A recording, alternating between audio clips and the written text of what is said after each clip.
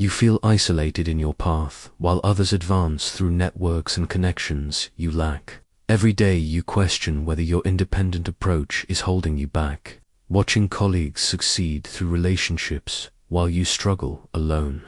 I am Miyamoto Musashi, the legendary swordsman who walked alone for 30 years, defeating over 60 opponents without a teacher or master. What I discovered about walking alone will transform your solitude from a burden into your greatest advantage, using the same principles that made me unbeatable. The way I will share with you comes from a life lived in complete self-reliance, where every victory and every lesson was earned through individual strength. Like the lone cherry blossom that blooms magnificently without the shelter of a grove, you too can achieve excellence through the power of walking your own path. But first, like this video, subscribe for more warrior wisdom, and comment below where you're watching from. I want to know which corner of the world is ready to master the way of walking alone. My father left me more than just his name when he died. He left me his broken katana, its blade cracked from too many battles fought for other men's causes. I was 7 years old when I first held that damaged sword, and even then I understood its message. This was what came from serving masters, from following predetermined paths, from never questioning the way things had always been done. In 16th century Japan, a young man like me had clear choices laid out before him: serve a lord, join a monastery, or follow in his father's footsteps. The social order was rigid, predictable, and suffocating. Everyone had their place, their role, their predetermined destiny. But as I grew older, watching the samurai in their fine armor, bowing to lords who had never held a sword in actual combat, I felt something inside me rebel against this structured existence. The moment of my true awakening came when I was 13. A traveling samurai arrived in our village, boasting of his skills and challenging the local swordsman. He defeated 3 men easily, growing more arrogant with each victory.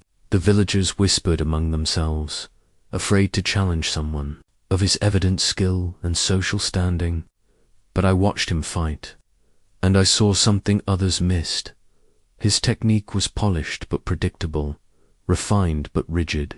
He fought exactly as his teachers had taught him, with no room for adaptation or innovation.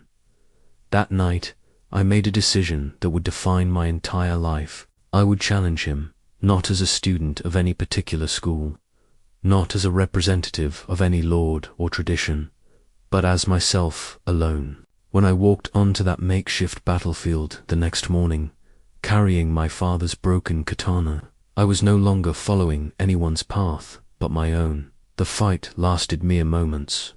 While he executed perfect forms and traditional techniques, I fought with pure instinct and adaptation. I saw openings that his classical training had taught him didn't exist. I struck from angles his masters had never considered. When his body fell to the ground, I understood for the first time what it meant to walk alone. It meant being free to see what others could not, to act as others would not. The victory terrified me as much as it exhilarated me. In those days, killing a samurai of higher rank meant certain death unless you could prove your superiority beyond question. But more than the physical danger, I faced something deeper: the complete isolation that comes with rejecting every social structure around you. There would be no school to claim me, no master to protect me, no tradition to guide me. Standing over my defeated opponent, I felt the weight of absolute freedom. It was crushing and liberating simultaneously. Every choice from that moment forward would be mine alone to make. Every consequence would be mine alone to bear. Every victory would be achieved without borrowed strength, and every failure would teach lessons that no teacher could provide. The villagers looked at me with a mixture of awe and fear. I had proven that their assumptions about rank and training could be shattered by individual will and clear seeing. But they also saw something dangerous in me, someone who would not be contained by their understanding of how the world should work.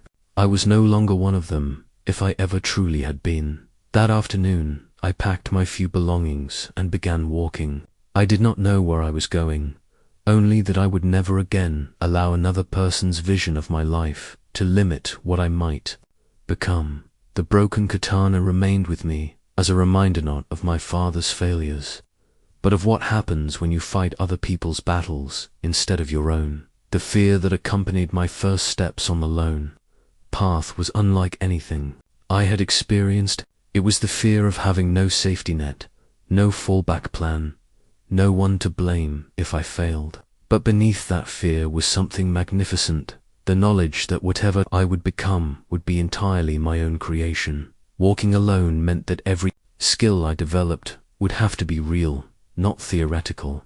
Every principle I adopted would have to work in actual practice, not just sound impressive in philosophical discussions. Every relationship I formed would have to be based on genuine mutual respect, not hierarchy or convenience. As the sun set, on my first day as a masterless warrior, I understood that I had not lost my place in the world. I had gained the freedom to create my own place. The broken katana at my side would remain broken, but it would remind me daily that wholeness comes not from following others' paths, but from having the courage to forge your own. The wooden practice sword in my hands had never tasted blood, yet it would prove deadlier than the finest steel that day.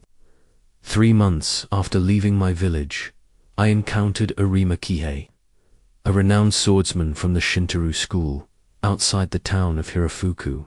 He was everything I was not properly trained, formally recognized, backed by centuries of traditional technique. When I approached him for a duel, he laughed at my boy. He said, "I carry a real sword forged by masters. You bring a stick to a battle of blades." His students nodded in agreement, secure in their understanding of how such encounters should unfold. They had seen their master defeat dozens of opponents, using traditional methods and traditional weapons. But I had learned something in my months of solitary training, that no school could teach the power of unconventional thinking when you have no choice but to succeed. While he drew his katana with ceremonial precision, I simply moved. No formal stance, no traditional greeting, no adherence to the ritualized beginning that every duel was supposed to follow. The wooden sword struck his skull before his blade had fully cleared its scabbard. He fell instantly, and in that moment, I understood the true price of walking alone. When you have a school behind you, a defeat reflects on your training or your teacher. When you walk alone, victory or death are the only possibilities. There is no middle ground. No excuse, no one else to blame.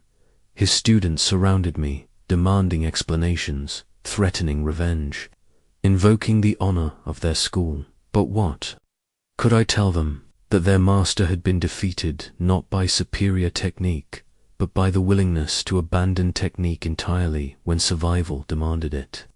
That his very excellence in traditional methods had blinded him to possibilities outside those methods.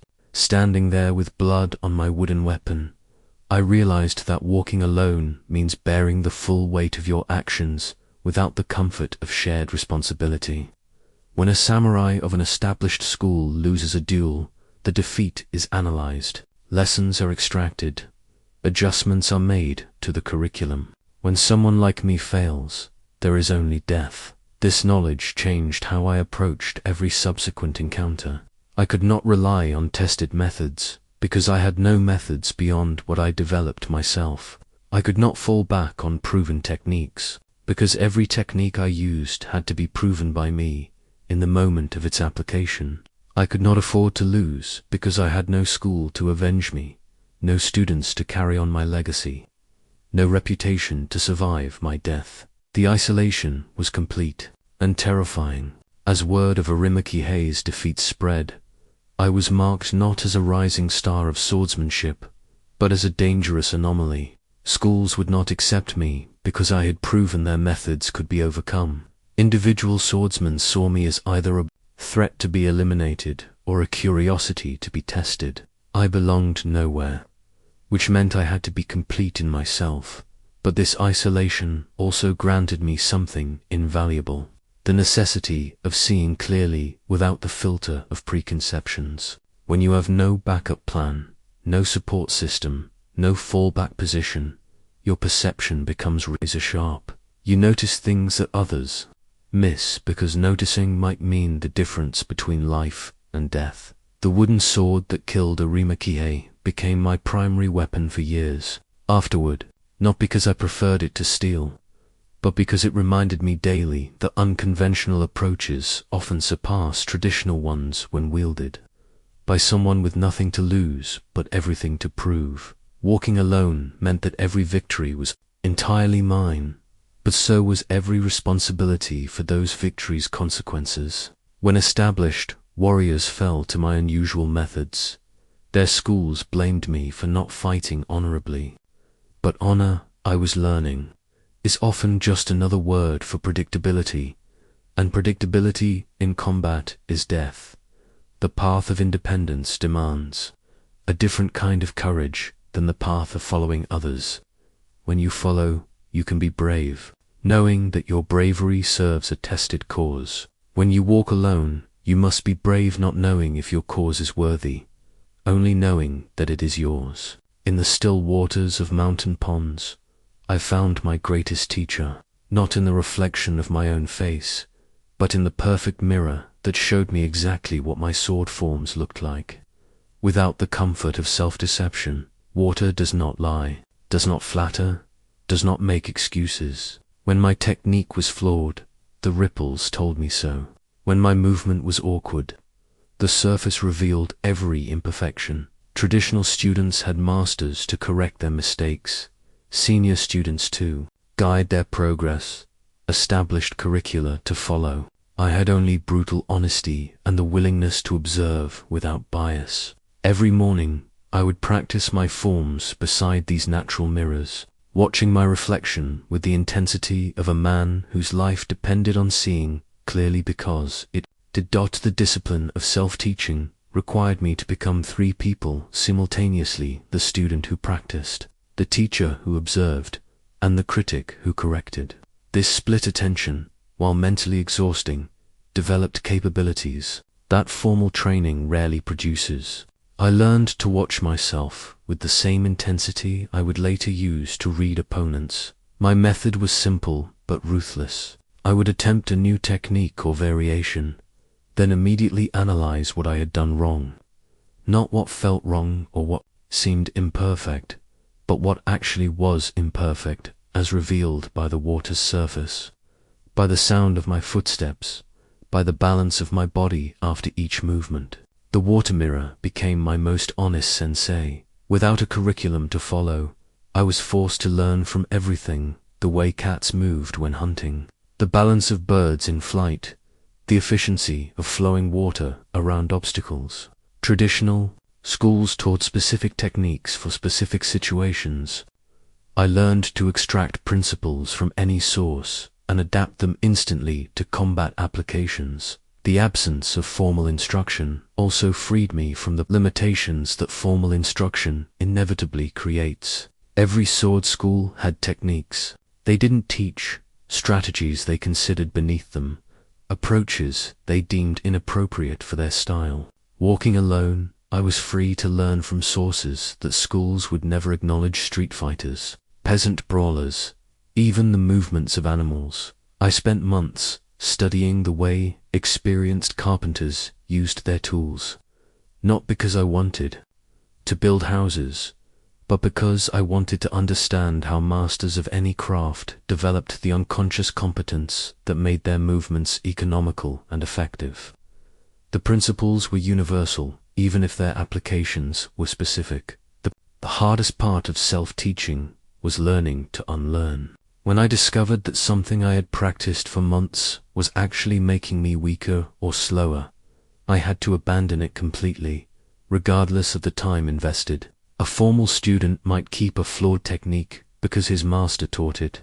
I kept only what actually worked. This process of constant experimentation and brutal self-evaluation created an unusual relationship with knowledge itself. I trusted nothing until I had tested it personally, and I discarded anything that failed under real conditions, regardless of how elegant or traditional it might be. Knowledge became a tool rather than a doctrine. The mountain pools where I practiced became sacred spaces, not because of any religious significance, but because they were places of absolute honesty. In their still surfaces, I could see not just my physical movements, but the mental habits that influenced those movements. I could observe my own tendency to favor certain angles, to rely on specific responses, to move in patterns that an observant opponent might exploit. Self-teaching also meant learning from every encounter, whether victory or defeat.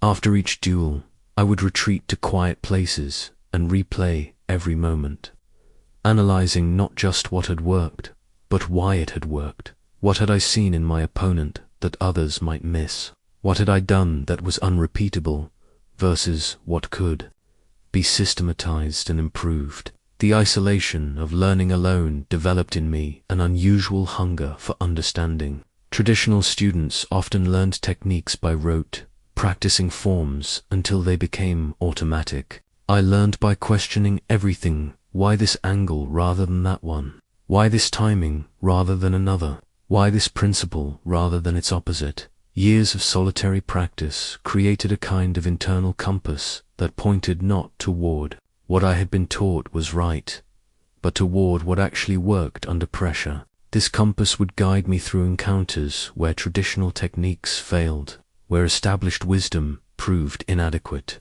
where only clear thinking and adaptability could ensure survival. The water mirror taught me that mastery comes not from accumulating techniques, but from understanding principles so deeply that techniques become improvisations on fundamental themes. A master carpenter doesn't memorize every possible cut. He understands wood so thoroughly that each cut emerges naturally from the requirements of the moment. By the time I had mastered the art of self-teaching, I realized I had developed something more valuable than any specific skill had learned how to learn. In a world where knowledge became obsolete and techniques were countered, the ability to quickly understand and adapt to new situations was the ultimate advantage. The still water that reflected my forms also reflected a deeper truth. The most important education happens not when someone teaches you, but when you become capable of teaching yourself. My rice bowl was empty more often than it was full during those early years, and I came to understand that this simple vessel held the secret to true strength. Not the bowl itself, but what it represented: the willingness to find power in want rather than comfort in abundance. When you have nothing to lose, you discover capabilities that plenty never reveals. The wealthy samurai I occasionally encountered carried elaborate meal sets, employed servants to prepare their food, traveled with supplies that ensured they would never know hunger. They were stronger than me in every measurable way, better fed, better equipped, better supported. Yet in combat, this abundance often proved to be weakness disguised as strength. A man accustomed to comfort fights differently than a man accustomed to hardship.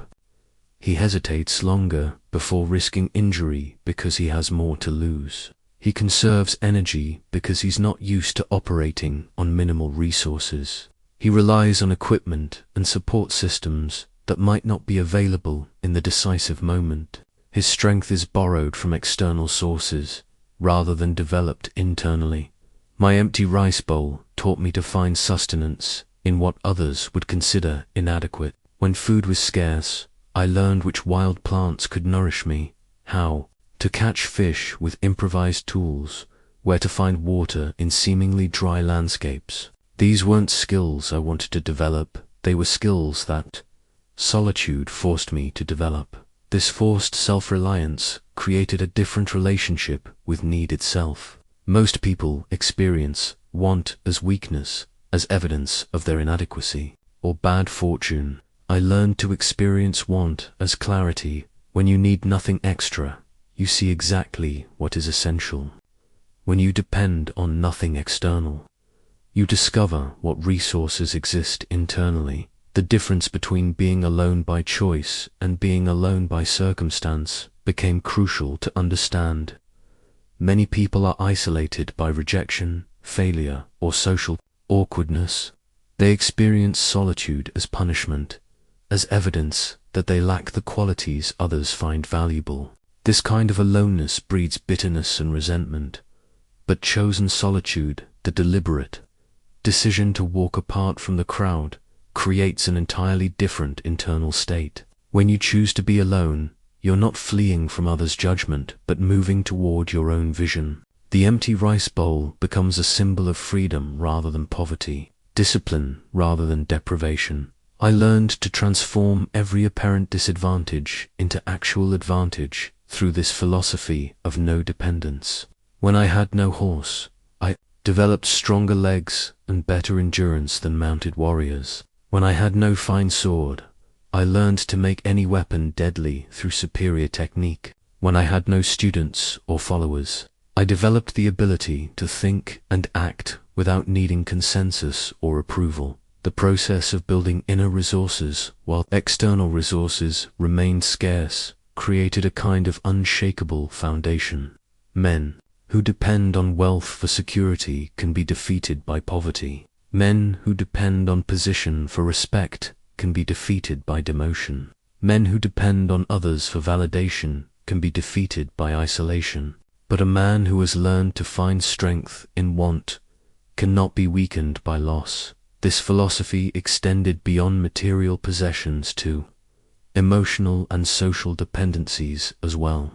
I observed how warriors who fought for their lord's approval often became paralyzed in situations where that approval was impossible to obtain. They had trained themselves to draw motivation from external sources, leaving them helpless when those sources were absent. The empty bowl also taught me about the relationship between comfort and growth. Plants that grow in harsh conditions develop deeper roots and stronger branches than plants grown in carefully tended gardens. The same principle applied to human development creates fragility, while difficulty creates resilience. Learning to thrive with less rather than always seeking more changed my entire approach to life. Instead of asking, how can I get what I want, I learned to ask, how can I want what I have? This shift eliminated most forms of suffering while dramatically increasing my actual capabilities. The philosophy of no dependence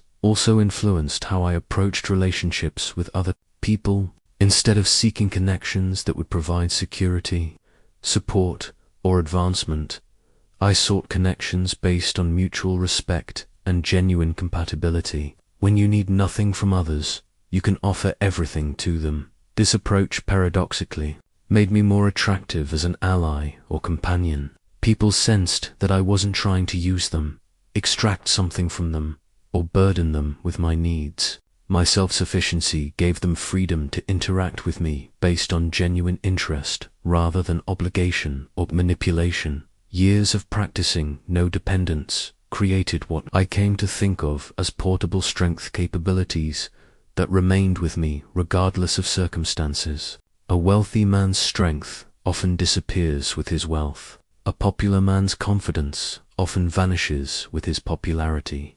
But strength built through voluntary scarcity travels wherever you go. The empty rice bowl remained with me even after I no longer needed to worry about my next meal. It reminded me daily that true security comes not from having much, but from needing little, and that the greatest freedom is the freedom from dependence on anything external for your essential well-being. I carried with me a single chess piece, a lone king carved from black stone that had survived from a set destroyed in my childhood. This piece taught me more about strategy than any military manual or tactical treatise ever could.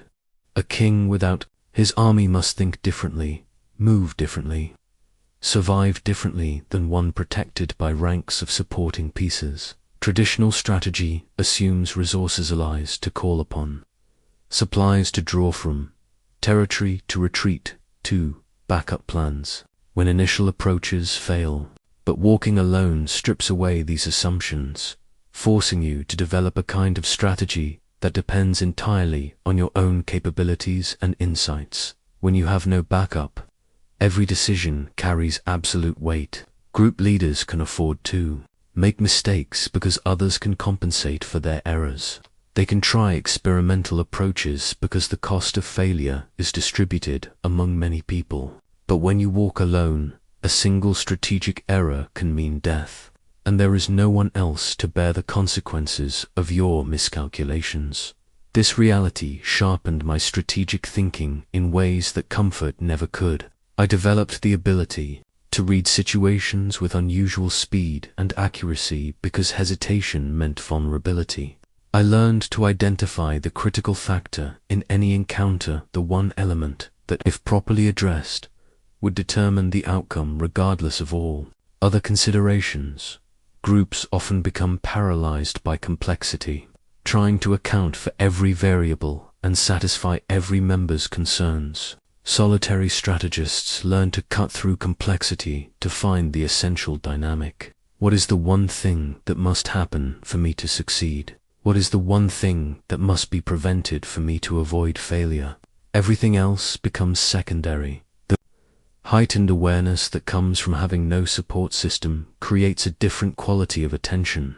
When you know that no one else is watching for threats, your own observation becomes extraordinarily acute. You notice subtleties in body language, environment, timing that others miss because they assume someone else is handling those details. I learned to read not just immediate situations, but the larger patterns that would shape future encounters. A lone strategist must think several moves ahead because he has no pieces to sacrifice, no resources to waste on experimental approaches. Every action must serve multiple purposes. Every move must advance overall position while simultaneously preventing opponent advantages. This approach to strategy also changed how I understood information gathering. Groups often rely on formal intelligence networks, shared knowledge, established communication channels. Walking alone, I learned to extract maximum insight from minimal data.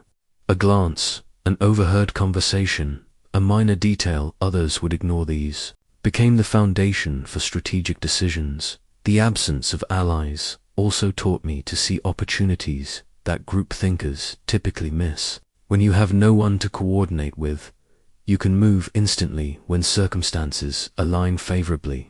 You're not limited by committee decisions, consensus building, or the need to communicate plans to others who might compromise them. Lone strategists also develop unusual flexibility because they have no institutional commitments to maintain. A school or organization must preserve certain approaches, honor certain traditions, maintain consistency with past decisions.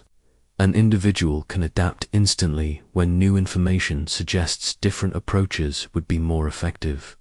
This flexibility extended to my understanding of victory itself. Groups often pursue predetermined objectives, territory to capture, enemies to defeat, positions to achieve. I learned to recognize victory wherever it appeared, even if it looked nothing like what I had originally planned. Sometimes the greatest strategic triumph is recognizing when not to fight at all. The chess king taught me that apparent weakness can become actual strength when properly understood.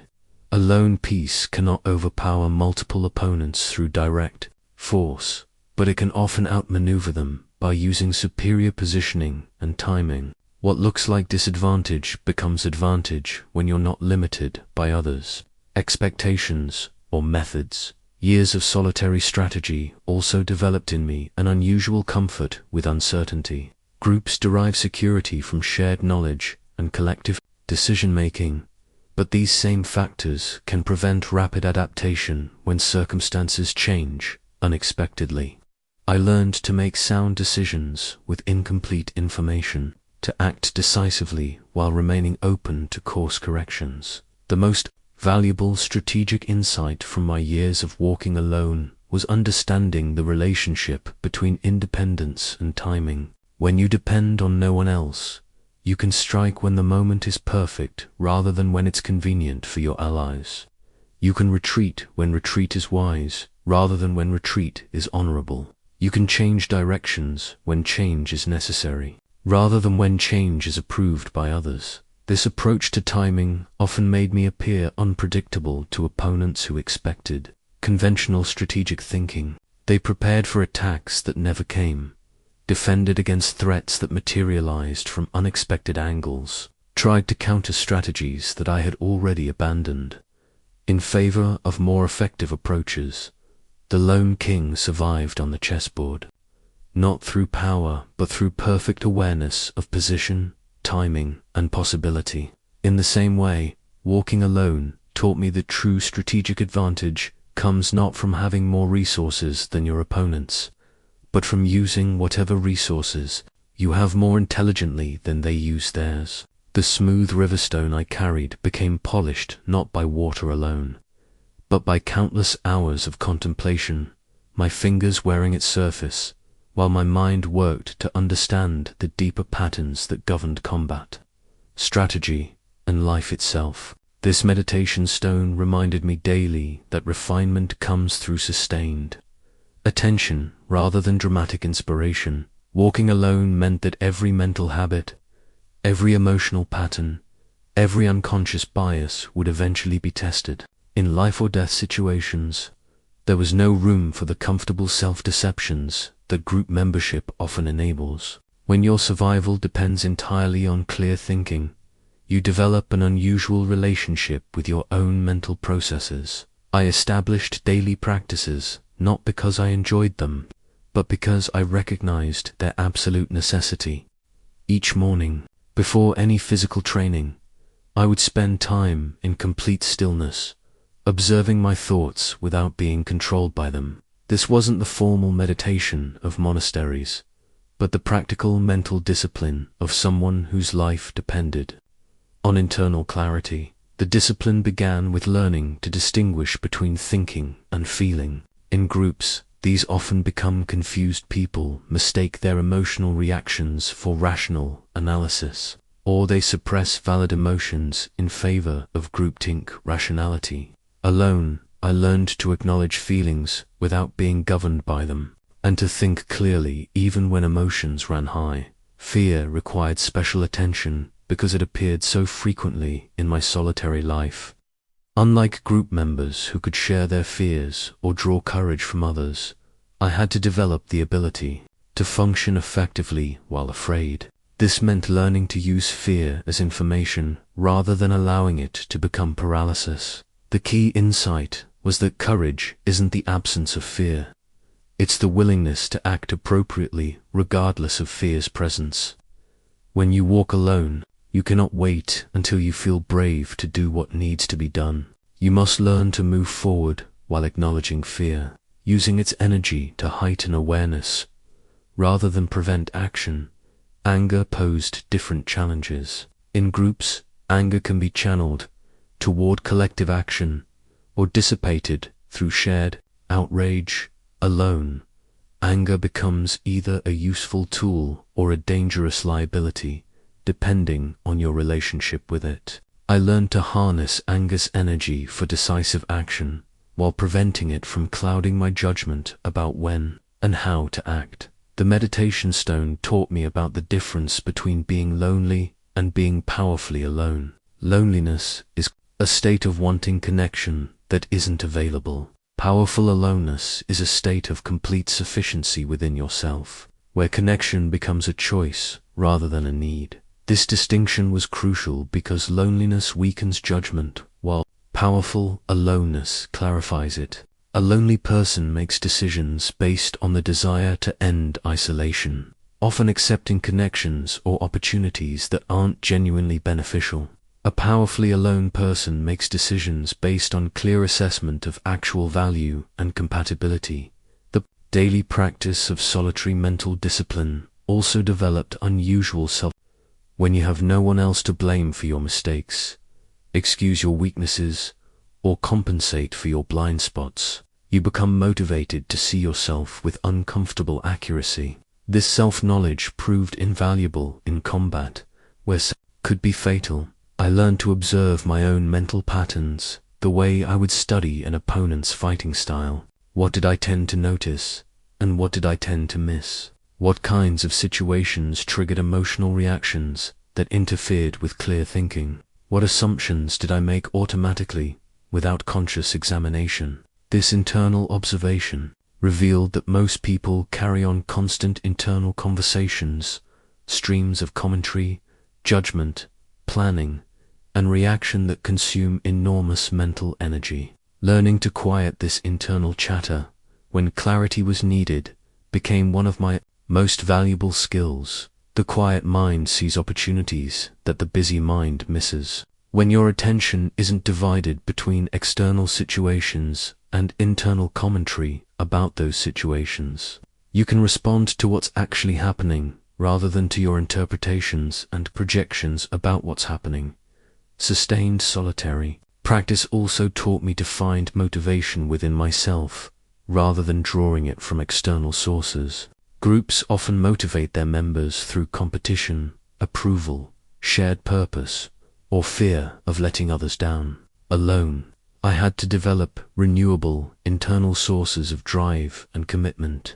The most reliable source of internal motivation proved to be the satisfaction of becoming more capable, more aware, more effective at meeting whatever challenges arose. When your motivation comes from personal growth rather than external validation, it remains available regardless of circumstances. Years of mental discipline created what I came to think of as unshakable inner foundation, a core of clarity and purpose that remained stable even when external conditions became chaotic or threatening.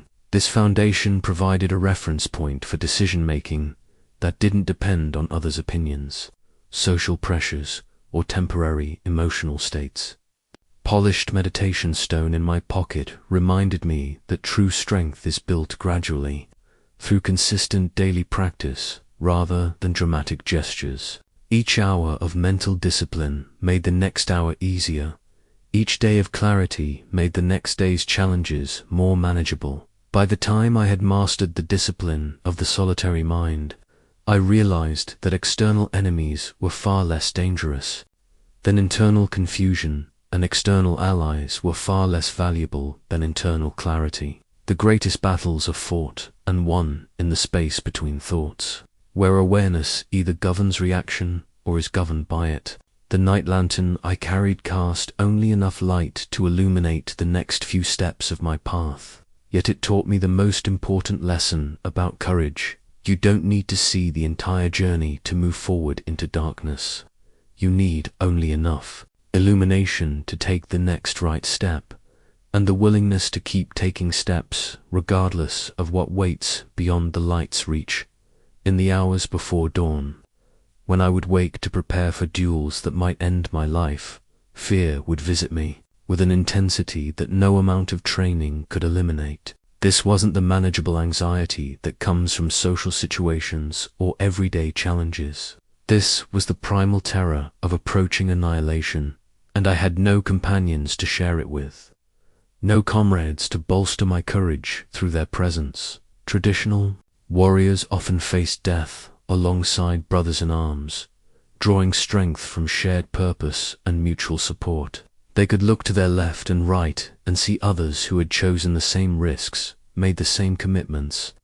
Their fear was distributed among many hearts, making it easier to bear. But walking alone meant that fear arrived in its full weight, concentrated in a single consciousness. The first lesson was that courage is not the absence of fear. That would be either stupidity or pathology. Courage is the recognition that fear is information, not instruction. Fear tells you that you're approaching something significant, something that could genuinely harm you. But fear cannot tell you whether that something should be approached or avoided. That decision requires judgment that operates independently of emotional states. I learned to listen to fear without obeying it. When fear said, "This opponent is dangerous," I heard valuable information about the need for extra preparation and heightened awareness.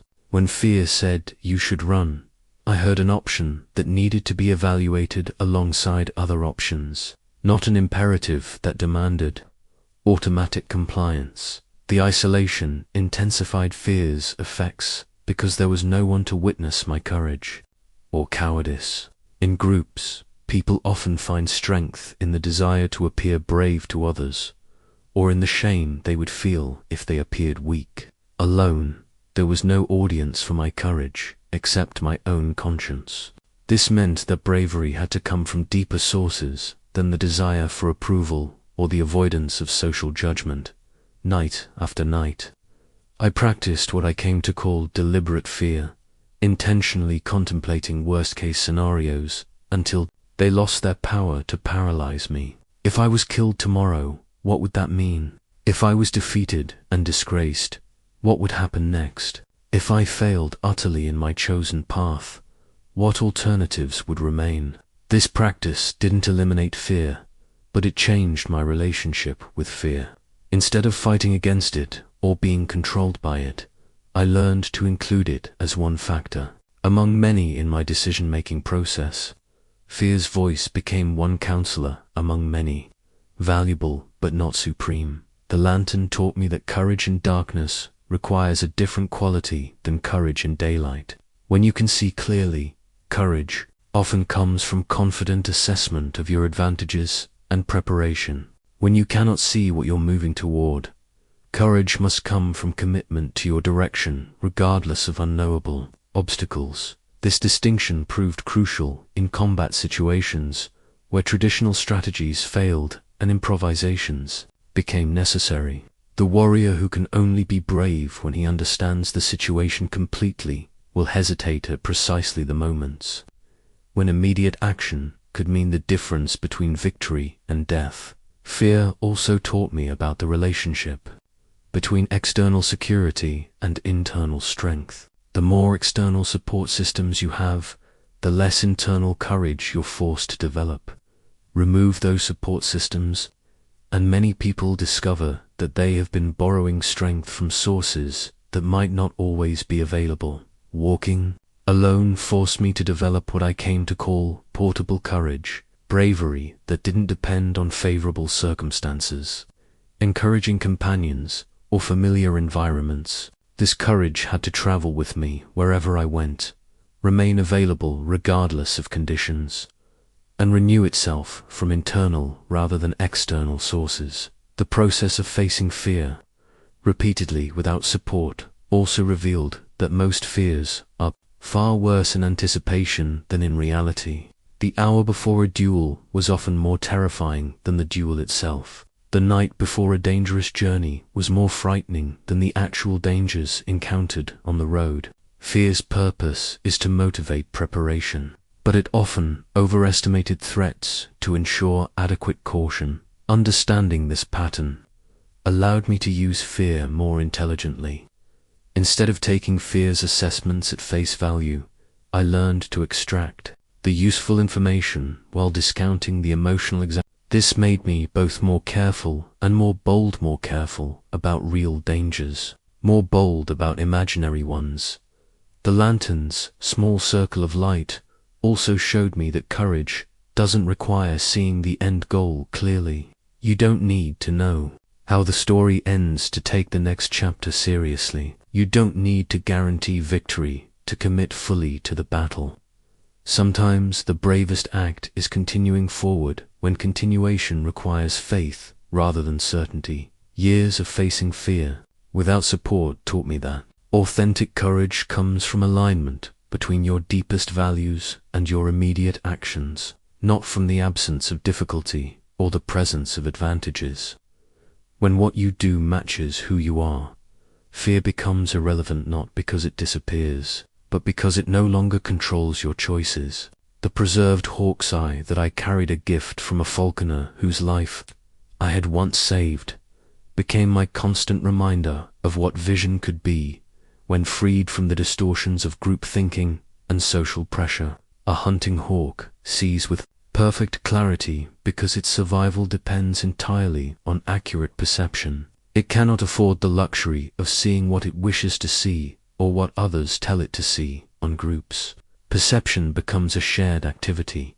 Members influence each other's observations, create collective interpretations, develop common blind spots. What one person fails to notice, others might catch, but what the group collectively ignores, no individual member is likely to see. The benefits of shared perception come with the cost of shared limitations. Walking alone stripped away these filters, leaving me with only my own senses and judgment to navigate increasingly dangerous situations. This solitude forced the development of what I came to call uncompromised seeing, observation that wasn't influenced by what I hoped to find, what I feared to discover, or what others expected me to report.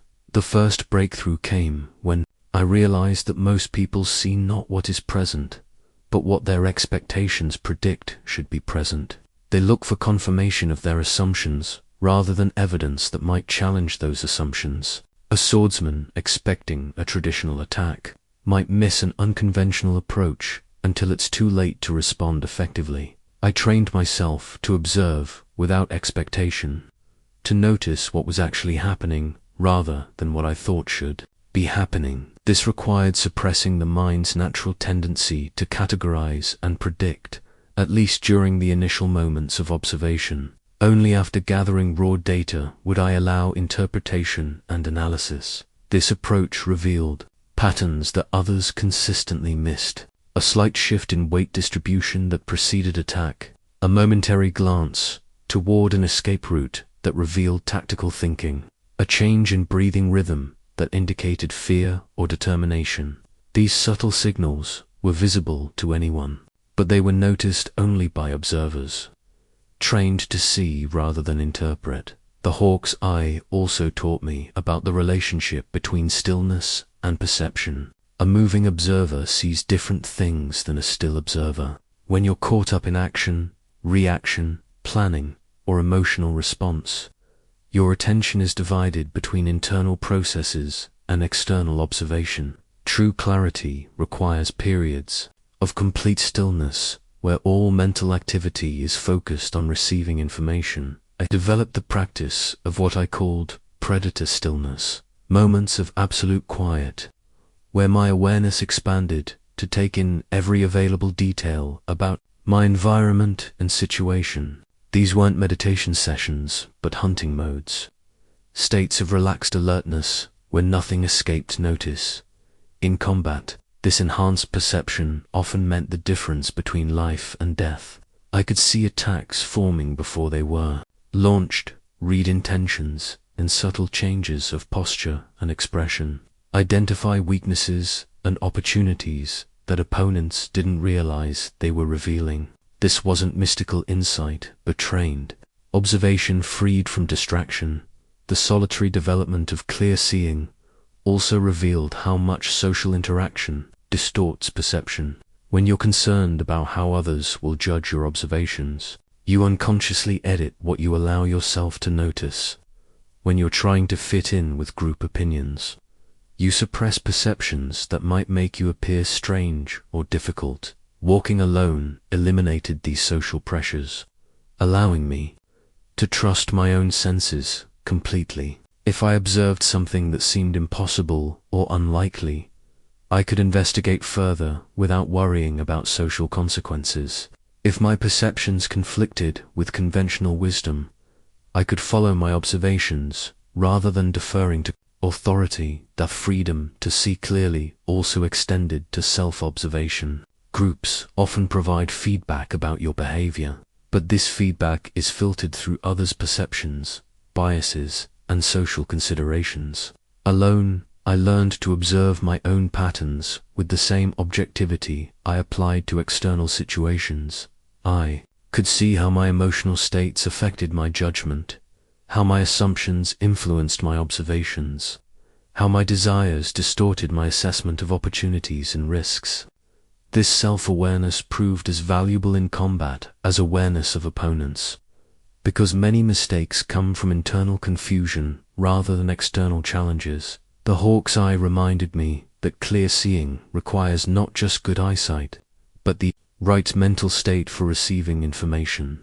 Anxiety narrows perception to immediate threats. Overconfidence causes important details to be dismissed as irrelevant. Emotional investment in particular outcomes creates selective attention that misses contrary evidence. I learned to cultivate what I called neutral awareness, a state of alert receptiveness where I had no emotional investment in what I might discover. This didn't mean becoming emotionally dead, but rather postponing emotional response until after accurate observation was complete. Years of developing solitary perception also taught me to trust my intuition more completely.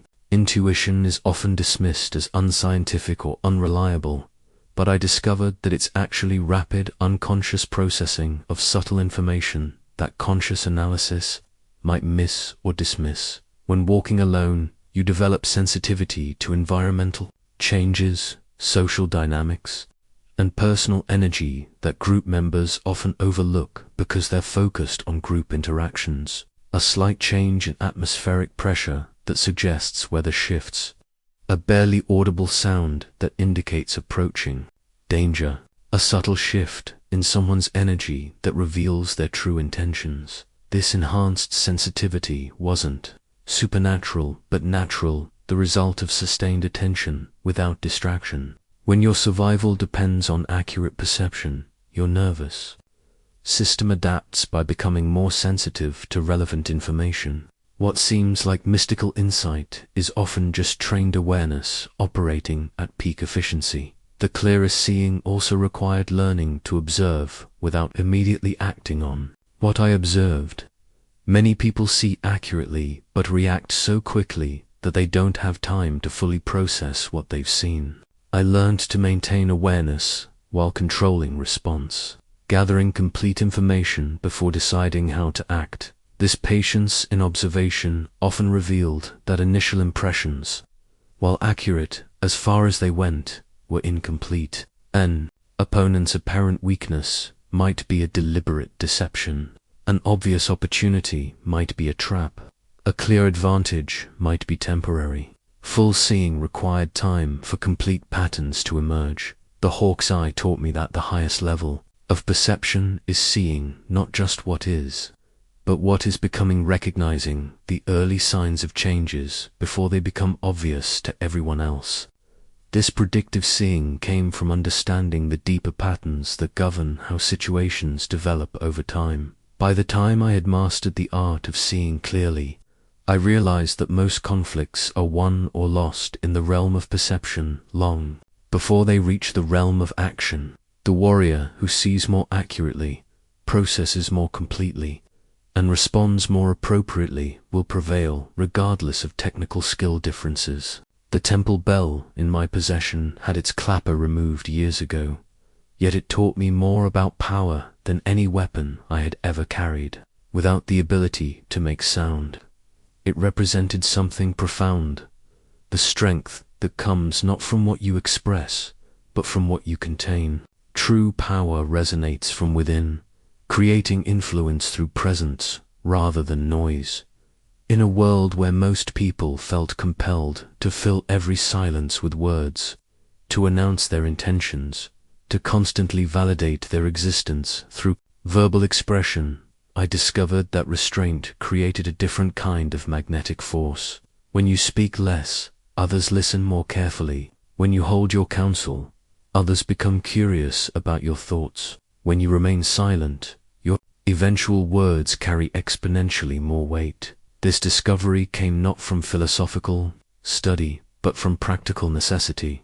Walking alone meant that casual conversation was rare, and when it did occur, it was usually with people whose intentions I needed to assess quickly and accurately. I learned that talking less and listening more gave me significant advantages.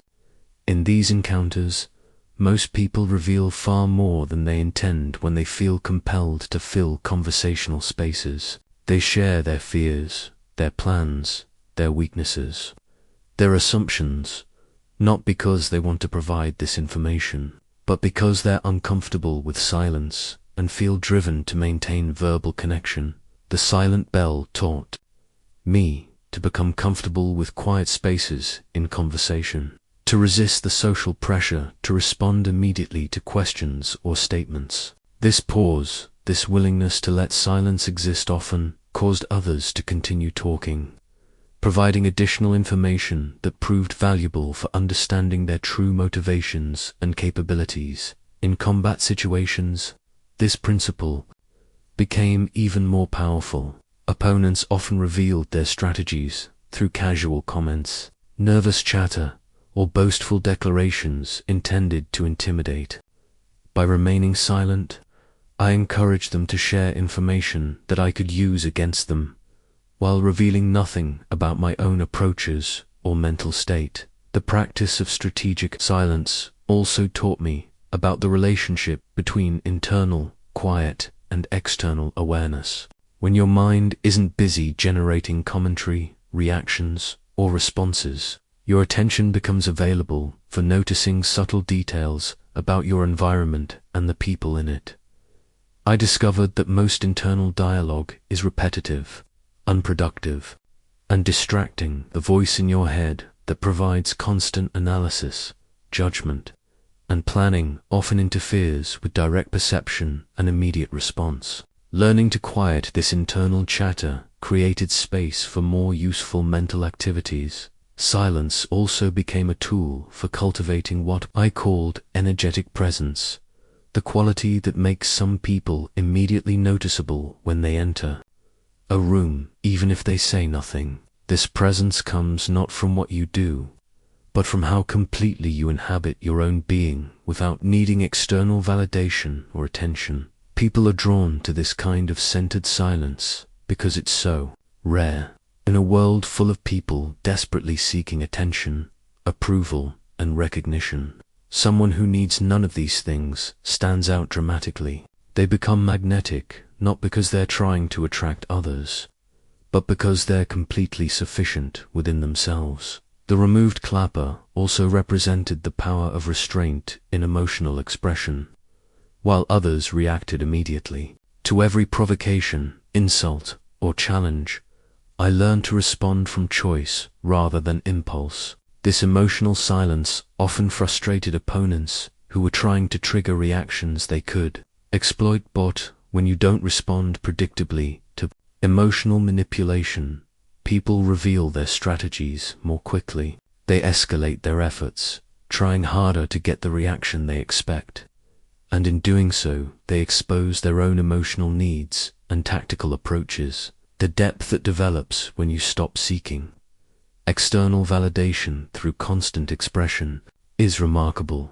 Instead of spreading your energy across multiple verbal interactions, you can concentrate it on understanding, skill development, and strategic thinking. The quality of your internal life improves dramatically when it's not constantly being externalized through words. Silence also taught me about the difference between being quiet because you have nothing to say and being quiet because what you have to say is too valuable to waste on casual expression. The first kind of quiet comes from emptiness. The second comes from fullness. Years of practicing strategic silence created what I came to think of as compressed wisdom, insights, and understanding that had been refined through internal processing rather than diluted through constant discussion. When I did speak, the words carried the weight of sustained thought and genuine experience. The silent bell reminded me that true strength doesn't announce itself, doesn't seek recognition, doesn't require acknowledgement from others to remain powerful. Like the bell without its clapper, the most profound influences often work through presence rather than performance, through being rather than doing. By the time I had mastered the strength found in silence, I realized that most people are afraid of quiet because it forces them to confront the quality of their own company. But when you learn to enjoy your own mental space, when you become genuinely interesting to yourself, silence transforms from loneliness into luxury, the luxury of undiluted consciousness, uncompromised thought, and undistracted awareness. The scroll I carried contained no ancient wisdom passed down through generations, no teachings from revered masters, no traditional principles honored by established schools. Every word was written in my own hand, every principle tested by my own experience, every rule proven by my own survival. This self-written code represented something revolutionary, the authority to define my own moral and strategic standards, rather than inheriting them from others. Traditional warriors lived by codes they had not created, following rules established by long-dead authorities whose circumstances bore little resemblance to the challenges I faced daily. The Bushido Code, the various school traditions, the social expectations of samurai behavior, all of these assumed contexts that didn't apply to someone who walked entirely alone. When you reject inherited systems, you face a terrifying freedom. Freedom to be wrong, to create principles that fail under pressure, to discover that your personal wisdom is inadequate for the challenges you encounter. But this terror comes with an equal and opposite power, the power to create standards perfectly adapted to your unique circumstances and authentic nature. My code began as a collection of practical observations. What behaviors led to victory, and what led to defeat? What mental states enhanced performance, and what diminished it? What relationships supported my path, and what distracted from it? These weren't philosophical abstractions, but survival strategies proven through repeated testing. The first principle I established was complete honesty with myself about my actual capabilities and limitations. Traditional codes often encouraged warriors to maintain face, to project strength regardless of real circumstances, to never admit weakness or uncertainty. But walking alone, self-deception could be fatal. I needed to know exactly what I could and couldn't do, exactly where my skills excelled and where they needed development, exactly what situations I was prepared for and what might overwhelm me. This brutal self-assessment became the foundation for all strategic decision-making. The second principle was the primacy of effectiveness over appearance. Many traditional approaches were designed more to look impressive than to achieve results. They satisfied social expectations about how a warrior should behave, rather than maximizing actual combat effectiveness. My code prioritized what worked over what looked proper, what succeeded over what was conventional, what kept me alive over what gained others' approval. This didn't mean abandoning all standards, but it meant that my standards had to be justified by results rather than tradition. The third principle was the integration of learning and action. Traditional education often separated these activities. First you learn, then you apply what you've learned. But walking alone, every action was simultaneously a test of existing knowledge and an opportunity to acquire new knowledge. My code required treating every encounter as both a practical challenge and a learning laboratory. Success wasn't just achieving immediate objectives, but also gaining insights that would improve future performance.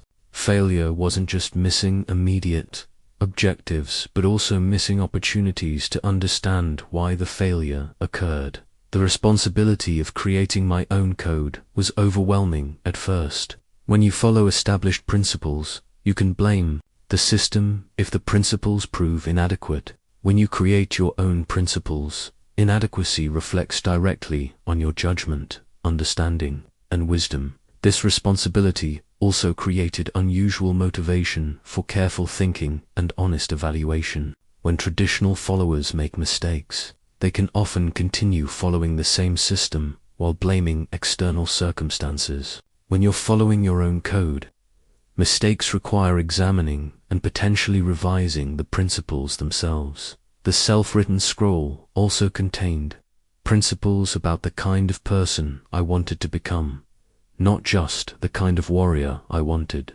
to be. Walking alone meant that my character development was entirely my own responsibility. There were no peers to influence me toward virtue, no community standards to maintain, No social pressures encouraging ethical behavior.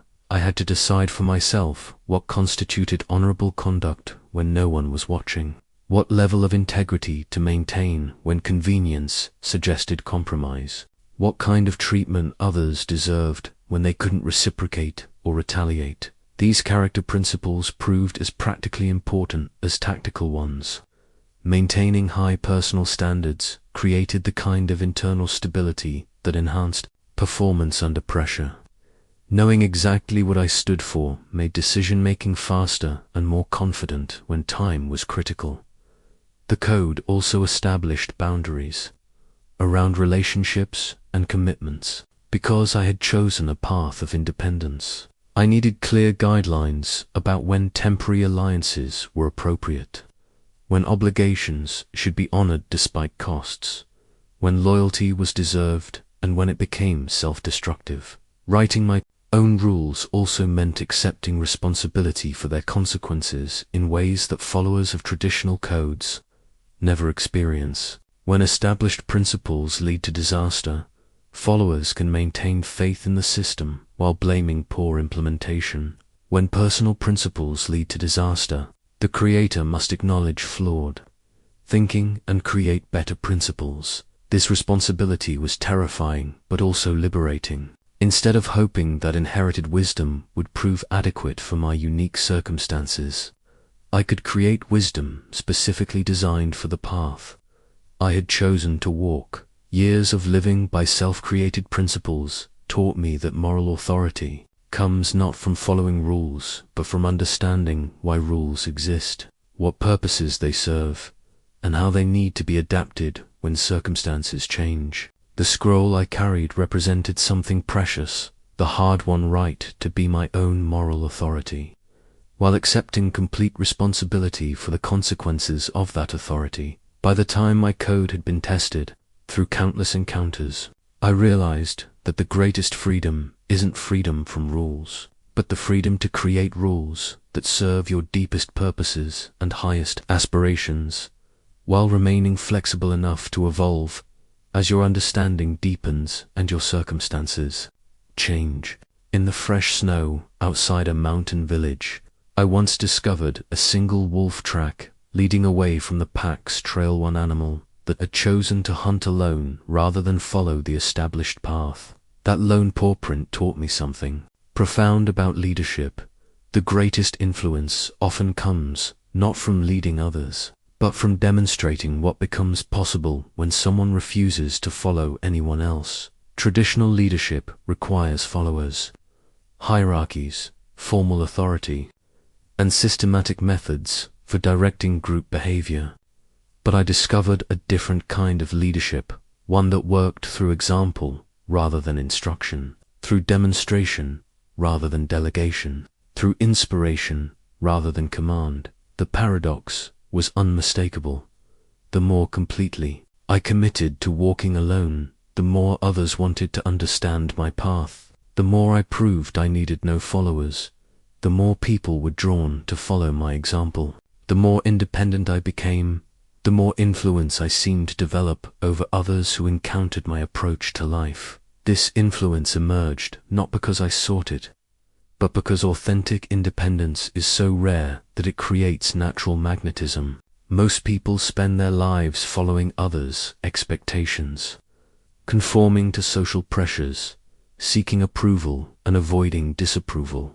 When they encounter someone who operates from internal authority rather than external validation, they recognize something they've lost or never developed in themselves. The single wolf track showed me that leadership through example requires no formal structure, no institutional authority, no official recognition. It works through the simple power of demonstration, showing others what becomes possible when someone commits fully to their own vision rather than compromising to fit others' expectations.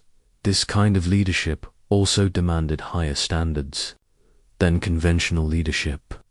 When you lead through position or authority, your personal behavior matters less than your ability to organize and direct others. When you lead through example, your personal behavior is your only tool.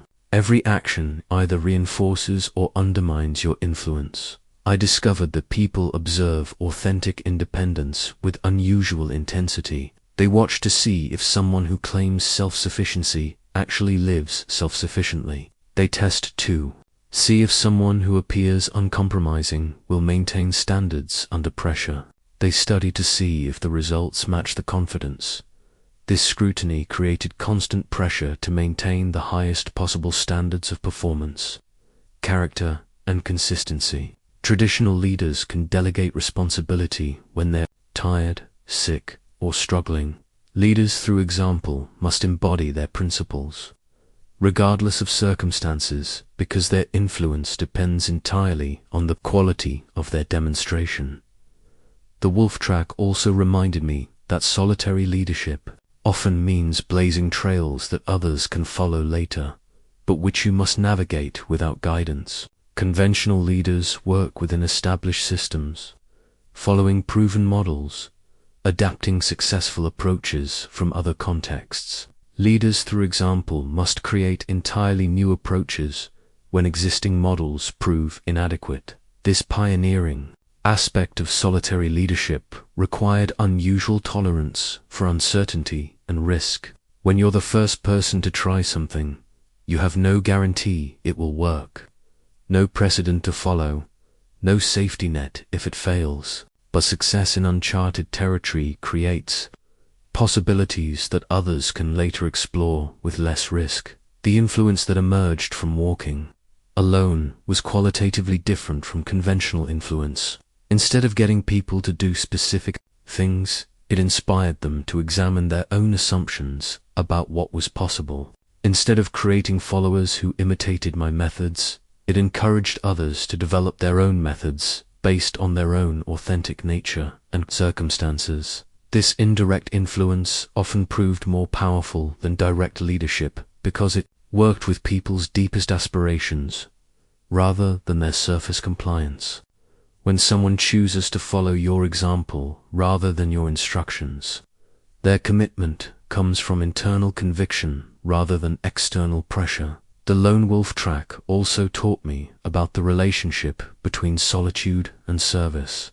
While I walked alone for my own purposes, the strength and skills I developed became resources that others could draw upon when circumstances brought us together. My independence made me more valuable as a temporary ally precisely because I needed nothing from others. People trusted my judgment more completely because they knew I had no hidden agendas, no need to advance my position through manipulation or politics.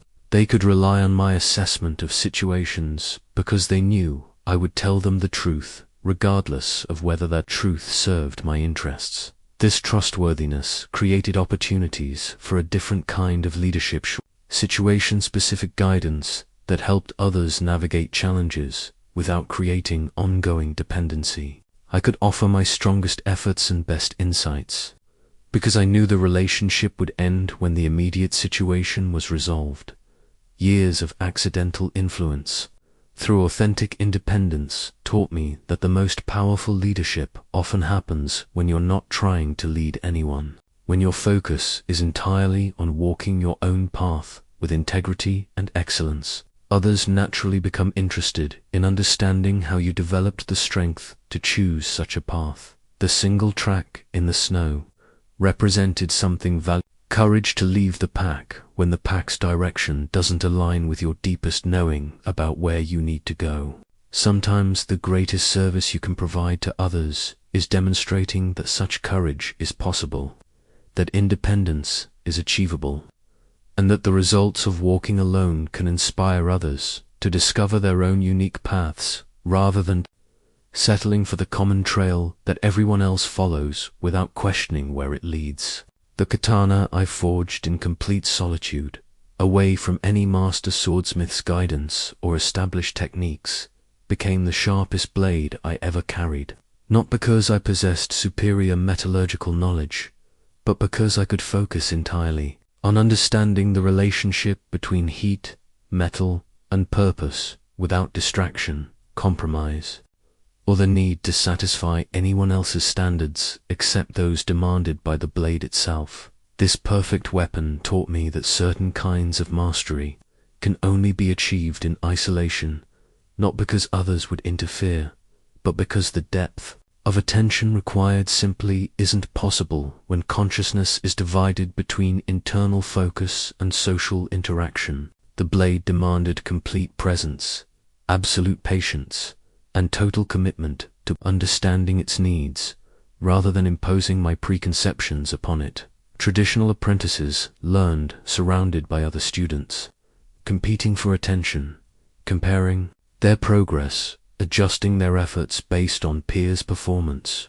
This social learning had obvious advantages: shared knowledge, mutual encouragement, the safety net of collective wisdom, but it also created subtle limitations that only became apparent when I experienced learning in complete solitude, alone. I could spend weeks perfecting a single aspect of technique without anyone questioning the allocation of time or suggesting more efficient approaches. I could fail repeatedly without embarrassment or loss of face. I could experiment with methods that others might consider wasteful, impractical, or contrary to established wisdom. The isolation eliminated all external timelines and expectations. Instead of progressing according to curriculum schedules or peer comparisons, I could advance at the precise pace that each skill demanded for complete integration. Some techniques required months of slow repetition before they became natural. Others could be mastered in days of intensive focus. This self-paced learning revealed that mastery isn't a linear process where each level builds predictably on the previous one. Sometimes breakthroughs came from returning to basics with deeper understanding. Sometimes advanced techniques became accessible before intermediate ones were fully developed. Sometimes periods of apparent stagnation preceded sudden leaps in capability. The forge where I worked became a laboratory for understanding the relationship between sustained attention and skill development. Without conversations, meetings, social obligations, or entertainment, I could maintain focus for hours that would have been impossible in social contexts. This extended concentration created qualitatively different learning experiences. In group settings, attention naturally fragments among multiple priorities, the skill being practiced. Awareness of others' performance, concern about judgment, responsiveness to instruction, social dynamics within the learning environment. Alone, all mental energy could be directed toward the single relationship between consciousness and craft. The blade also taught me about the relationship between patience and precision. Social learning often rewards quick comprehension and rapid progress. Students who get it faster receive more attention and encouragement. But solitary learning revealed that some understanding only comes to those willing to wait, to repeat, to remain with difficulty until difficulty dissolves through sustained engagement. This patience extended beyond technique to encompass the deeper principles that governed excellence in any domain. The blade required me to understand not just how to forge steel, but why specific temperatures produced specific results, how molecular structure related to performance characteristics, what invisible factors determined visible outcomes. Group learning often focuses on reproducing correct results without deeply understanding underlying principles. When others can answer your questions and solve your problems, the motivation to develop independent understanding diminishes.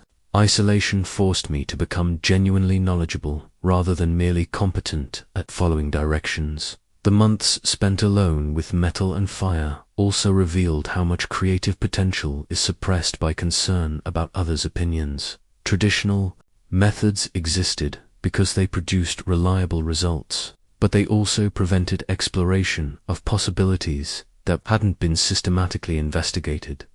Without the need to justify my experiments to anyone else, I could try approaches that seemed unlikely to succeed, but taught valuable lessons about the limits and possibilities of my materials. Many of these experiments failed, but the failures often provided insights that informed more successful approaches later. The perfect blade that emerged from this solitary work embodied something unique, my complete understanding of every aspect of its creation, from the selection of raw materials through the final polishing. No part of the process had been delegated, inherited, or copied from others. Every decision reflected direct experience rather than borrowed knowledge. This comprehensive ownership of the creative process produced confidence that collaborative work rarely achieves. I knew exactly why the blade performed as it did, because I had made every choice that determined its performance. I could maintain it, repair it, and even recreate it because I understood its nature completely. Years of solitary skill development taught me that mastery has two distinct dimensions: breadth of knowledge and depth of understanding. Group learning tends to emphasize breadth, exposing students to many techniques and approaches. Solitary learning tends to emphasize depth, allowing complete exploration of fewer areas. The blade represented the fruits of choosing depth over breadth, quality over quantity, complete understanding over surface competence. It became an extension of my consciousness rather than a tool I happened to carry, responding to intention as much as technique, because every aspect of its creation had emerged from my own understanding rather than imitation of others' methods. By the time I had achieved this level of solitary mastery, I realized that the greatest skills often develop in silence, away from audience and evaluation, through the kind of sustained engagement that's only possible when external pressures are eliminated and internal standards become the only measure of adequacy. The single coin I carried worn smooth from years of handling reminded me daily that true freedom requires economic as well as spiritual independence. This solitary piece of currency, often the only wealth I possessed, taught me more about the relationship between money and autonomy than any amount of inherited wealth or steady income could have provided. Traditional samurai derived their security from service to lords who provided stipends, housing, food, and social position in exchange for loyalty and availability. This arrangement offered comfort and predictability, but it also created a form of elegant slavery where warriors could maintain their dignity while surrendering their independence to economic necessity. Walking alone meant rejecting this system entirely, choosing uncertainty over security, self-reliance over patronage, freedom over comfort. The decision carried immediate consequences: hunger when work was scarce, exposure when shelter was unavailable, isolation when social connections might have provided assistance. But this harsh reality also created opportunities that comfortable security never offers. When you have no guaranteed income, you develop multiple ways of creating value. When you have no permanent position, you become adaptable to changing circumstances. When you have no safety net, you develop capabilities that safety nets make unnecessary. I learned to survive through a combination of martial instruction, artistic creation, strategic consultation, and occasional mercenary workage requiring different skills, but all depending on my ability to provide genuine value to people who had no obligation to support me. This diversity of income sources created more genuine security than any single patronage arrangement could offer. The economic pressure of complete self-reliance also sharpened my understanding of what constituted real value versus social convention. Wealthy patrons might pay for elaborate demonstrations that satisfied their aesthetic preferences, but provided little practical benefit. Common people paid only for services that solved actual problems or met genuine needs. Working directly with people who exchanged their own hard-earned resources for my services taught me to focus on effectiveness rather than impressiveness. A farmer hiring someone to defend his village didn't care about traditional forms or elegant techniques. He wanted results that would keep his family safe. This market-based education proved more valuable than any formal training because it connected skill development directly to real-world application. Techniques that looked beautiful in practice but failed under pressure quickly disappeared from my repertoire. Methods that seemed crude but produced reliable results became foundations for further development. The single coin also represented the psychological freedom that comes from knowing you can support yourself regardless of circumstances. When you depend on others for survival, you must consider their preferences, expectations, and limitations in every decision. When you can create your own livelihood, you can make choices based purely on your own values and vision. This economic independence transformed my relationship with authority figures, social hierarchies, and conventional expectations. I could afford to be honest because honesty wouldn't cost me my livelihood. I could maintain my principles because compromise wasn't necessary for economic survival.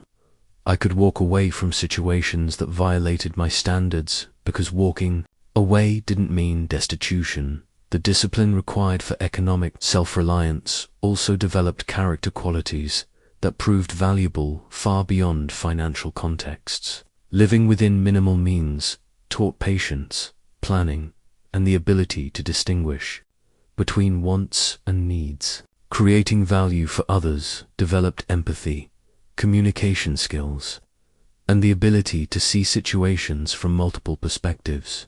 The uncertainty of irregular income also taught me to think in terms of capabilities rather than possessions. Instead of focusing on accumulating wealth, I focused on developing skills that could generate wealth when needed. Instead of seeking security through what I owned, I found security through what I could do. This approach proved more reliable than traditional security, because capabilities travel with you while possessions can be lost, stolen, or destroyed. A swordmaster who loses his sword can forge another. A warrior who loses his wealth can earn more through service. But someone who has never developed the ability to create value remains vulnerable regardless of current circumstances.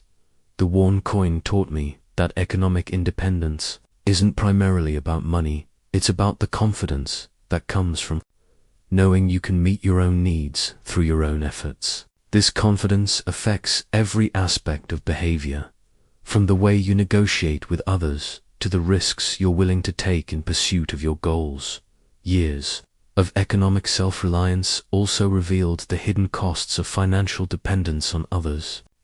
Patrons expect loyalty, deference, and availability that limit your freedom to pursue opportunities elsewhere. Employers expect conformity to their methods and priorities, even when you know more effective approaches. Financial obligation creates emotional obligation that constrains authentic self-expression. The freedom to choose my own projects, set my own standards, and work with people I genuinely respected was worth more than any salary or stipend could provide. This freedom wasn't just a luxury, it was a requirement for developing the kind of comprehensive mastery that my path demanded.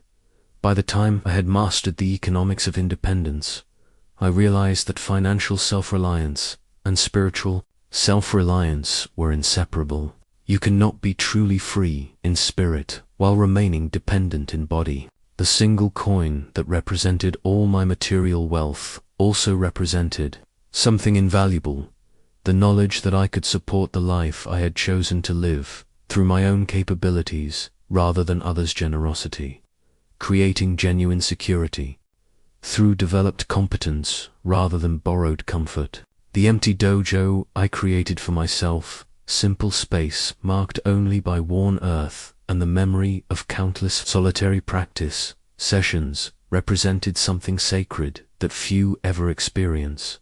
Training space designed for one, optimized for individual development rather than group instruction or social interaction. But even walking the loneliest path, I discovered that complete isolation from all human contact was neither practical nor beneficial. The key was learning to distinguish between relationships that supported genuine independence and those that undermined it through creating dependence, obligation, or compromise of essential principles. The few people I allowed into my inner circle during those years of solitary wandering shared certain qualities that made connection possible without threatening autonomy. They were complete within themselves, requiring nothing from me that I wasn't freely willing to provide. They respected my path without trying to redirect it according to their preferences or understanding. These relationships existed without the normal social expectations of ongoing obligation, regular contact, or mutual dependence. When our paths crossed, we could offer each other the best of what we had developed in our separate journeys. When our paths diverged again, neither felt abandoned or betrayed by the other's need to continue their individual development. The old swordsmith who taught me advanced metallurgy exemplified this kind of relationship. He shared his knowledge not because he wanted a permanent student or ongoing companionship, but because he recognized in me someone who would honor that knowledge through serious application. Our connection lasted only 3 months, but those months proved more valuable than years of casual acquaintance. When he taught me the secret of folding steel, he did so knowing I might never see him again, might never have opportunity to repay the gift, might even use his techniques to create weapons that would defeat students of his own school. But he shared anyway because he valued the preservation and development of genuine skill more than personal advantage or institutional loyalty. This approach to relationship deep connection without possessive attachment allowed me to learn from masters I could never have approached as a formal student. They knew I wouldn't become a permanent fixture in their lives, wouldn't try to inherit their position or compete with their established students. This freedom from conventional expectations created space for more authentic exchange. The traveling poet I encountered one winter taught me about the relationship between solitude and artistic expression. Like me, she had chosen a path that required extended periods alone, developing her craft through sustained internal work that collaboration would have disrupted. Our conversations during those cold mountain nights revealed principles that applied far beyond poetry or swordsmanship. She showed me that some forms of creativity require complete freedom from others' expectations, preferences, and feedback during the developmental process. The need to explain or justify your work while it's still emerging can destroy the delicate, intuitive process through which genuine innovation occurs. But she also showed me that even the most solitary artist benefits from occasional contact with others who understand the demands and rewards of the creative path, not for instruction or validation, but for the reminder that such paths exist, that others have chosen similar journeys, that the difficulties encountered are part of the territory rather than personal failures. The merchant who occasionally hired my services for dangerous journeys taught me about temporary alliances that serve mutual interests without creating ongoing dependence. He needed protection and strategic thinking that his normal employees couldn't provide. I needed occasional income and exposure to different regions and situations. Our professional relationship lasted several years, but it was structured to preserve both our autonomy. He never expected me to be available when my own projects took priority. I never expected him to provide work when market conditions didn't justify the expense. This mutual respect for each other's independence made our collaboration more effective than partnerships based on obligation or emotional attachment. The few relationships I maintained while walking alone taught me that connection and independence aren't opposites, they're complementary when properly understood. The strongest connections often exist between people who are complete within themselves, and therefore can offer their best qualities freely rather than needily. These relationships also provided something that complete isolation never could: perspective on my own development from people whose judgment I trusted and whose understanding had been tested through their own serious commitments. They could see patterns in my progress that I might miss, strengths I might undervalue, weaknesses I might not recognize. The empty dojo represented space reserved for individual development, but the occasional visitors who shared that space brought gifts that solitary practice alone could never provide. They offered different approaches to common challenges, alternative perspectives on familiar problems, encouragement when progress seemed impossible. The quality of these connections was different from conventional relationships because they were chosen rather than inherited, maintained through mutual value rather than social obligation, and structured to enhance rather than compromise each person's individual journey.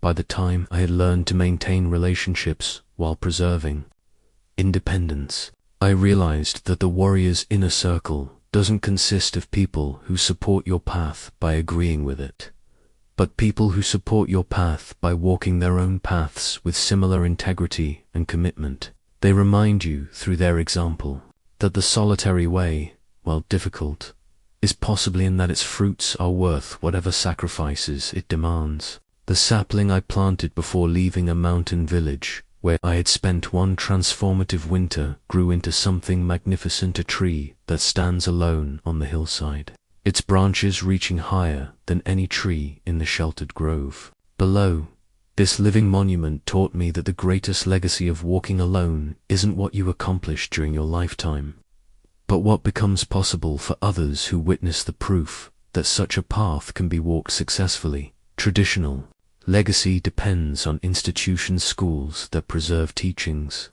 students who carry on methods, organizations that maintain standards across generations. But the legacy of authentic independence works differently, spreading through inspiration rather than instruction, example rather than explanation, demonstration rather than doctrine. When I began my solitary journey, I had no intention of creating anything that would outlast my own life. My focus was entirely on immediate survival and gradual improvement, meeting each day's challenges while slowly developing the capabilities that walking alone demanded.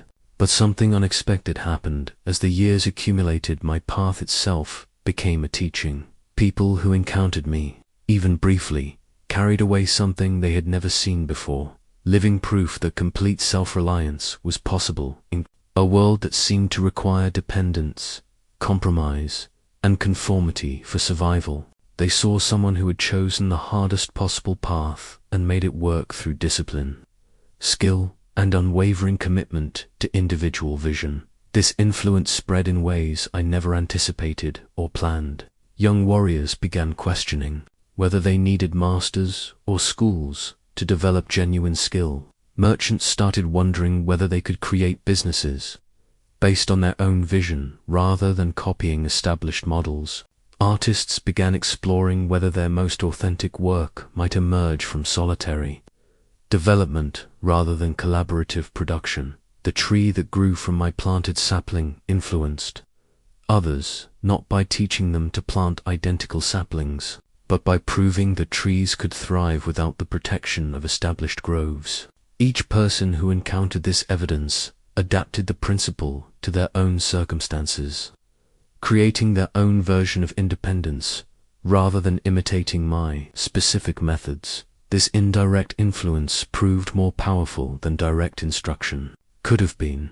When you teach specific techniques, students learn those techniques but often miss the underlying principles. When you demonstrate that seemingly impossible approaches can succeed, observers extract the principles and create their own techniques adapted to their unique situations and capabilities. The legacy of walking alone also created something valuable for future generations, proof that individual human beings could achieve extraordinary things without institutional support, formal training, or social approval. In ages when conformity seems required for survival, such proof becomes precious inspiration for those who feel called to different paths. Years later, I learned that stories of my journey had spread far beyond the regions where I actually traveled. Each retelling emphasized different aspects and focused on combat victories, others on artistic achievements, still others on the philosophical insights that emerged from sustained solitude. But all versions carried the same essential message. Independence is possible for those willing to pay its price. The living tree reminded me that authentic legacy doesn't try to preserve itself, trusts that its influence will continue through whatever forms serve future needs, just as the tree produced seeds that could grow into entirely different environments. The example of walking alone planted possibilities in minds that would flower in circumstances I could never imagine. This kind of legacy also freed me from concern about how my path would be remembered, or whether my specific achievements would be recognized.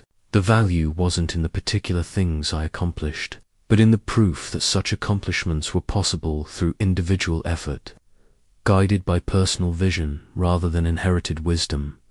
The solitary tree that grew from my sapling also showed me that some influences work across time in ways that more direct forms of teaching cannot achieve. Institutions rise and fall, schools change their methods, traditions adapt to new circumstances, but the fundamental question, what becomes possible when someone commits completely to their own path, remains relevant, regardless of changing historical conditions. By the time I understood the true nature of the legacy I was creating, I realized that walking alone had always been bigger than my personal journey. It was an ongoing experiment in human possibility, a test of how much individual consciousness could accomplish when freed from the limitations that group membership inevitably creates. The tree stands alone on its hillside, but its influence extends far beyond its own location, providing inspiration for other plants that struggle in difficult conditions, proving that isolation and excellence can coexist, demonstrating that the most magnificent growth sometimes requires the courage to develop apart from the crowd that settles for the safety of average heights. The compass I would have carried in your team, a device that points toward truth, regardless of surrounding influences, represents the navigation tool that modern lone walkers need more desperately than any weapon or technique. In an age of constant connection, social media validation, and networked decision-making, the principles of walking alone have become both more difficult to apply and more essential for authentic success. Your world presents challenges that my era never faced: the illusion of connection through digital networks, the pressure to maintain public personas through social platforms, the expectation of constant availability and immediate response to others' demands. These modern circumstances make genuine solitude more precious and more necessary than ever before. The first challenge you face is distinguishing between being alone and being lonely in an environment designed to make solitude feel like social failure. Your culture treats individual time as emptiness to be filled rather than space to be protected. But the modern lone walker must learn to see solitude as luxury, not punishment time, when consciousness can develop without external interference. Digital connectivity creates the illusion that you're never truly alone, but this constant partial attention to others' thoughts and activities prevents the deep focus that walking alone requires. The modern compass must guide you toward periods of complete disconnection, where your attention can concentrate entirely on your own development rather than scattered across multiple social networks. Your professional world offers both opportunities and obstacles unknown in my time. The democratization of information means you can learn almost anything without formal instruction or institutional approval. You can develop skills, build businesses, and create art without permission from traditional gatekeepers. This freedom would have been impossible in my hierarchical society, but this same freedom creates overwhelming choices and constant comparison with others. Apparent success.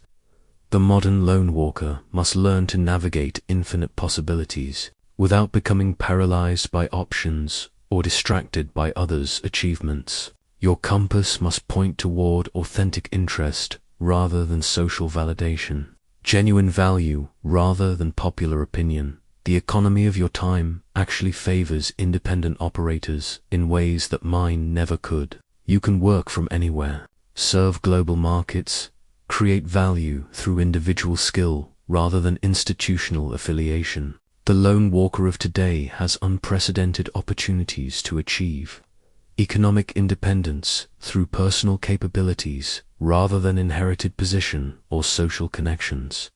Yet these same economic opportunities create pressure to constantly promote yourself, build personal brands, and compete for attention in crowded markets. The modern compass must help you distinguish between sharing genuine value and performing for social approval, between building authentic reputation and managing artificial image. Your age also presents the challenge of information overload, much data, too many opinions, too many experts offering conflicting advice. The ancient principle of learning through direct experience becomes even more valuable when expertise is cheap but wisdom remains rare. The modern lone walker must learn to test everything personally rather than accepting others' conclusions, regardless of their credentials or popularity. The pace of change in your world demands the kind of adaptability that walking alone develops naturally. Traditional careers, established industries, and conventional approaches become obsolete rapidly. Those who can learn independently, think clearly without group validation, and adapt quickly to changing circumstances have enormous advantages over those who depend on institutions to guide their development. But this rapid change also creates anxiety about falling behind, missing opportunities, or choosing the wrong path. The modern compass must guide you towards sustainable personal development rather than frantic adaptation to every new trend. Walking alone means developing capabilities that remain valuable, regardless of changing circumstances. Your tools for solitary development far exceed anything available in my time. You can access the greatest minds in history through their preserved works, practice skills through online instruction, test ideas through global markets. The modern lone walker has unprecedented resources for self-directed learning and development. The challenge is using these tools for depth rather than breadth, choosing quality over quantity, developing genuine skill rather than surface familiarity with many subjects. Your compass must guide you towards sustained engagement with fewer things rather than scattered attention across many things. Modern relationships also require different navigation than my time provided. You can connect with like-minded people globally, finding communities of interest that transcend geographical limitations. You can maintain relationships across distances, collaborate on projects without physical proximity, and learn from masters you'll never meet personally. But you must also resist the tendency to substitute digital connection for genuine solitude, online validation for internal development, networked thinking for independent reasoning. The modern compass must help you balance beneficial connection with essential independence. The principles I discovered through walking alone remain as relevant in your time as they were in mine, but their application requires adaptation to circumstances I never faced. Your challenge is greater than mine in some ways. You must create solitude in a world designed to prevent it. Develop independence in systems that reward conformity. Walk alone on paths that billions of others can observe and comment upon. Yet your opportunities also exceed mine dramatically. The modern lone walker who masters the ancient principles while adapting to contemporary circumstances can achieve things that neither pure traditionalism nor pure modernism could accomplish alone. Your compass points toward possibilities that my era could never have imagined, guided by principles that remain eternally valid for those brave enough to walk their own path. The mountain path that disappears into mist ahead represents the most important truth about walking alone. The journey never truly ends. but continues evolving as long as consciousness remains committed to growth rather than comfort, exploration rather than security, authentic development rather than social approval. Standing here at the end of my story, but not the end of the path itself, I want to share with you the deepest understanding that emerged from 30 years of solitary walking. The way of walking alone isn't a temporary strategy for achieving conventional success, but a fundamentally different approach to being human that becomes more rewarding and more necessary with each passing year. Most people treat independence as a phase, something to be pursued until they find the right group, career, relationship, or community that provides the security and validation they've been seeking. They see walking alone as a means to an end rather than an end in itself. But this misunderstands the true nature of the solitary path. Walking alone becomes a renewable source of strength, creativity, and clarity that grows more powerful with practice rather than less necessary with achievement. The skills you develop, the insights you gain, the capabilities you build through sustained independent effort create momentum that carries you toward possibilities you couldn't have imagined when you first chose to step away from the crowd.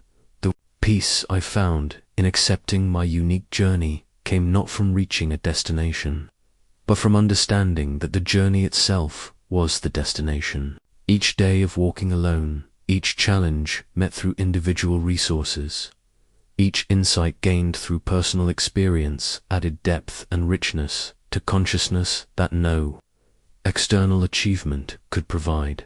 This doesn't mean walking alone requires permanent isolation from all human connection. It means maintaining the internal independence that allows you to connect with others from strength rather than need, to contribute from abundance rather than lack, to relate from choice rather than desperation for approval or security. The mist-shrouded path ahead reminds me that walking alone means being comfortable with uncertainty about where your journey will ultimately lead, while remaining absolutely certain about your commitment to walking it authentically. You cannot know in advance what opportunities will arise, what challenges will appear, what capabilities you'll develop, or what contributions you'll make. But you can know that whatever emerges will be genuinely yours. The principles that sustained me through decades of solitary development will continue serving anyone who applies them seriously. Complete honesty about your actual capabilities and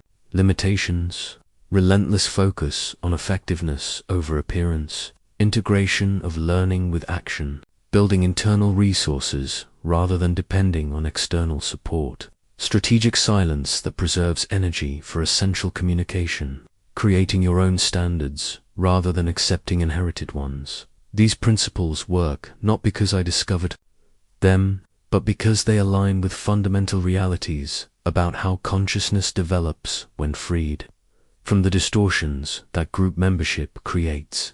They will work for you if you apply them consistently, adapt them intelligently to your circumstances, and trust them even when immediate results aren't visible. The greatest gift of walking alone is the discovery of your authentic nature, not who you think you should be, not who others expect you to be, but who you actually are when all external pressures are removed and internal truth becomes the only guide.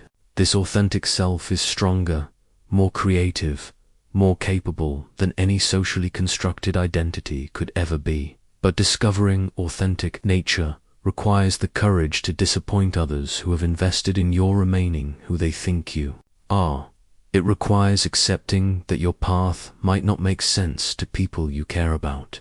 It requires trusting your inner compass when external voices argue for different directions.